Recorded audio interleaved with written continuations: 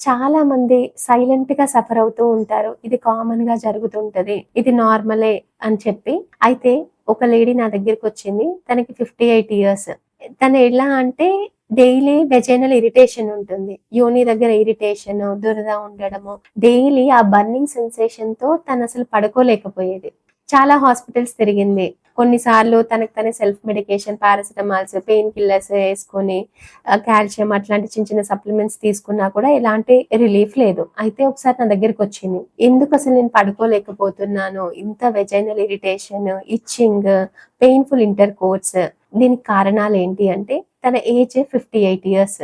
Menopause వచ్చింది, 10 years అవుతుంది menopause కి రీచ్ అయ్యి. ఈ ఏజ్ లో ఏమవుతుంది అంటే ఈస్ట్రోజన్ అనే హార్మోన్ చాలా తక్కువగా ఉంటుంది. ఈస్ట్రోజన్ డెఫిషియన్సీ వల్ల వెజైనా బాగా డ్రైనెస్ అవుతుంది. ఇంకా ఇంటర్ కోర్స్ చేసినప్పుడు కూడా చాలా పెయిన్ఫుల్ ఉండడము, రికరెంట్ వెజైనల్ ఇన్ఫెక్షన్స్ రావడము, ఎప్పుడు యూరిన్ పాస్ చేయాలనిపించడము, రికరెంట్ యూరినరీ ఇన్ఫెక్షన్స్ కూడా చాలా ఎక్కువగా ఉంటాయి. దీన్ని ఏమంటామంటే genito urinary syndrome of menopause అని చెప్తాము. అయితే దీనికి ఫస్ట్ ఇనిషియల్ గా ఈస్ట్రోజన్ లాంటి క్రీమ్స్ ఇస్తాము. అవి కూడా హెల్ప్ చేయకపోతే మనం ఓరల్ గా కూడా ప్రిస్క్రైబ్ చేస్తాం కొంతమందికి, వాళ్ళ హెల్త్ కండిషన్ ని బట్టి. అయితే నా దగ్గరకు వచ్చిన పేషెంట్ కి నేను లేజర్ ఆప్ట్ చేశాను. ఆ లేజర్ వల్ల తను చాలా బెటర్ అయింది. అయితే ఇది ఒకటే సిట్టింగ్ లో జరగలేదు, 2-3 టైమ్స్ చేసుకున్న తర్వాత తను చాలా రిలీఫ్ అయింది. వెజైనల్ డ్రైనెస్ తగ్గిపోయింది. పెయిన్ఫుల్ ఇంటర్ కోర్స్ కూడా నుంచి కూడా రిలీఫ్ వచ్చింది. అయితే ఈ అసలు లేజర్ ఏం చేస్తుంది మనకు అంటే, వెజైనాలో 2 టైప్స్ ఆఫ్ ఫైబర్స్ ఉంటాయి మనకు. ఒకటి ఇలాస్టిక్, 2 కొల్లాజన్.